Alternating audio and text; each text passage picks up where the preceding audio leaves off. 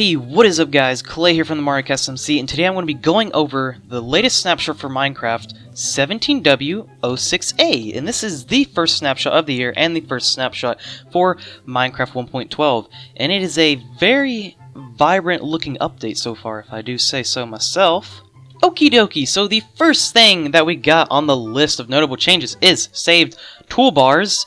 And if you go into the creative menu, you can see in the top right here there's a save toolbars option, tab or whatever, and I already do have some toolbars saved.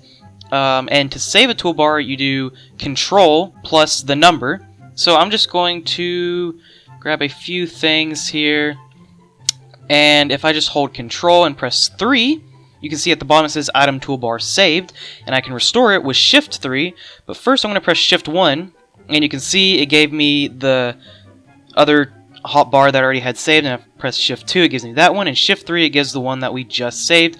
And obviously if you want, you could just go here, and I don't think you can. No, you can't click them from here, but you are able to like drag out the items from there.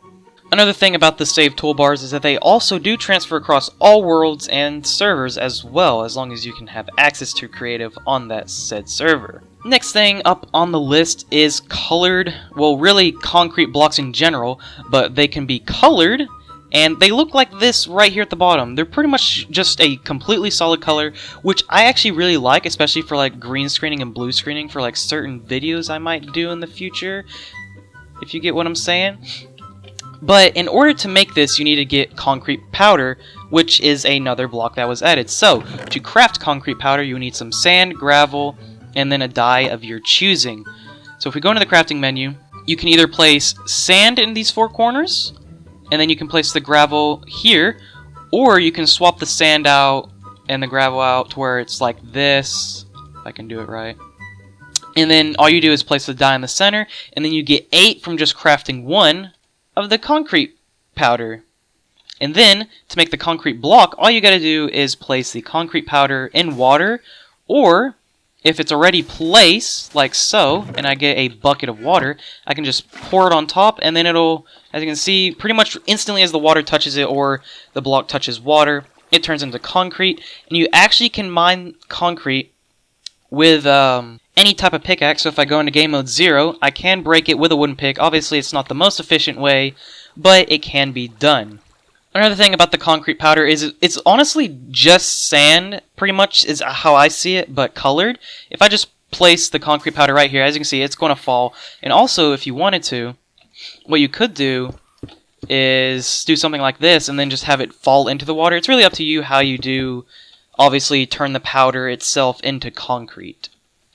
Next up, we got these new blocks called Glazed Terracotta blocks. I believe that's how it's pronounced. So, they're decorational blocks, and they look like this. They're honestly pretty cool. I'll show you all of them placed down in here in a second, but I want to show you how to get them. First, you will need some hardened stained clay already, and what you do is you just put that in a furnace, and you cook it up, and once it's done, you get the glazed terracotta block of that variant stained clay that you put in. So obviously I put in a blue hardened clay, and I'm going to get a blue glazed terracotta block.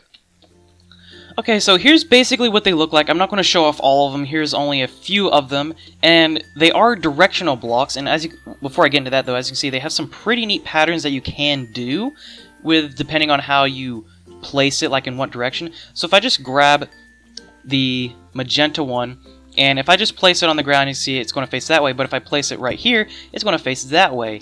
And you can obviously get some kind of cool looking patterns. As you can see, I have an arrow going all the way around, well, not really, but now I do.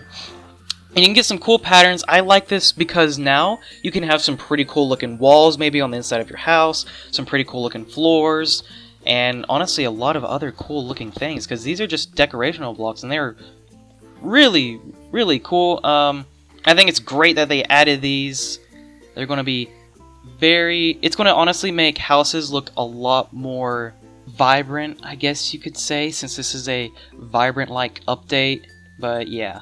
And the last thing on the notable changes is they've updated the color palette for Minecraft, and they've also updated the textures for wool blocks. They are a lot more vibrant now, as you can see. You can definitely tell on like purple, red, orange, really all of the colors except for kind of maybe white and pretty much just white, honestly, is the only color I can't really tell. Maybe pink as well. And they've also, in the color, with the color palette being changed as well, banners are brighter now, and the wool color on sheep are also a lot brighter now. And that is it for this video, everyone. I do hope you enjoyed. If you did and want to see more Minecraft videos and more Minecraft Snapshot videos, please do rate, comment, and subscribe, and I'll be sure to see you guys next time. Peace!